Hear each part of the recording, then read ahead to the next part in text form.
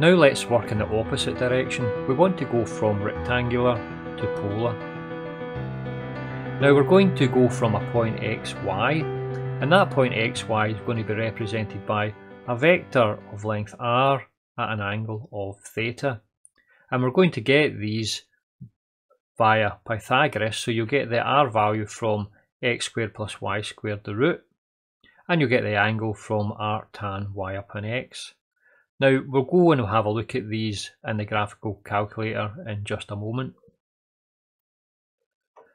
Now we've already worked through this process here whenever we looked at generating the inverse tan function. And this was the setup for the inverse tan here. We had our CORDIC algorithm, we had our initialization conditions, and we also had the final output here. So we're not doing anything new here. It's again a reinterpretation of something we have already done. So let's go and have a look at it in the graphical calculator. So this is just the same simulation that we used whenever we worked out the inverse tan function. We're in vectoring mode, and we have a vector here, and we have the points 0.866, 0.5. So we have the y and the x components. Now what we're going to do is we're going to rotate this vector so that the y value tends towards 0, and I'll do that for us just now.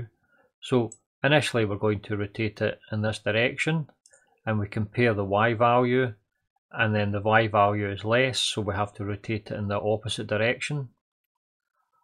So let me continue with this now.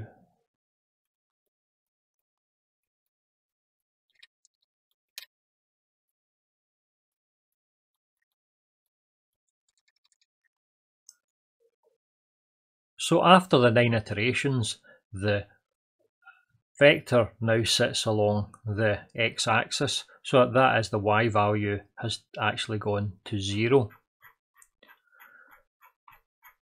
So if we go ahead and add up all of the angles that we generated as we moved this vector, we're going to come up with the angle of 30 degrees, which was the original angle of this vector here. So we've seen that the input at initialization is x0 is equal to x in, y0 is y in. So the x0 is just the 0.866 in this example, and the y0 is the 0.5. And the z0 is defined as a angle 0. And the final output then is going to be the value of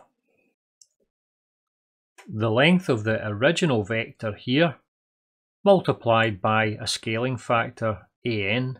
So the final length over here is going to be, in this example, simple example here, we would have a vector of length 1 to this point, and the final vector over here at this point is going to be 1.647. So in effect this is the 1 times the 1 upon k, which is our an.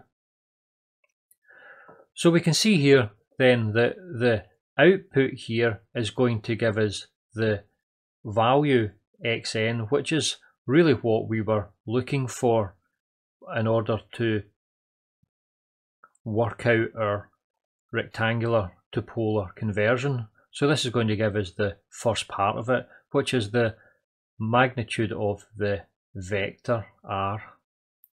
Now the final value for yn again is 0, and we said that the value for our angle is going to be arc tan y0 upon x0.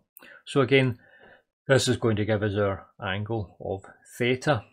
So we've got the two things that we require in order to do the conversion. We started off with the point x and the point y, and we finished up with the length r, which is this length here, and the angle theta, which is given by this term here. So there's nothing new in this.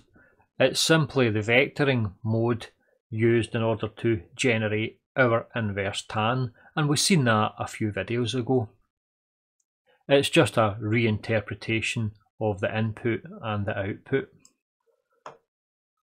So if we start off with a value x and y, which are rectangular, that's just the points x and the point y on a Cartesian grid, then we can get the polar version of those points, which is equivalent to a vector r at an angle of theta, and we get our length r here from the value xn. So this is the final value of our x after all the iterations. But notice it's multiplied by an, so in order to get the actual value we would have to divide by that factor an. And we've also got our angle theta, and it's given by the final value of our zn. So we have performed a rectangular to polar transformation using the CORDIC algorithm in the vectoring mode. So that's all for this video. Thank you for listening. I'll get you in the next video. Goodbye.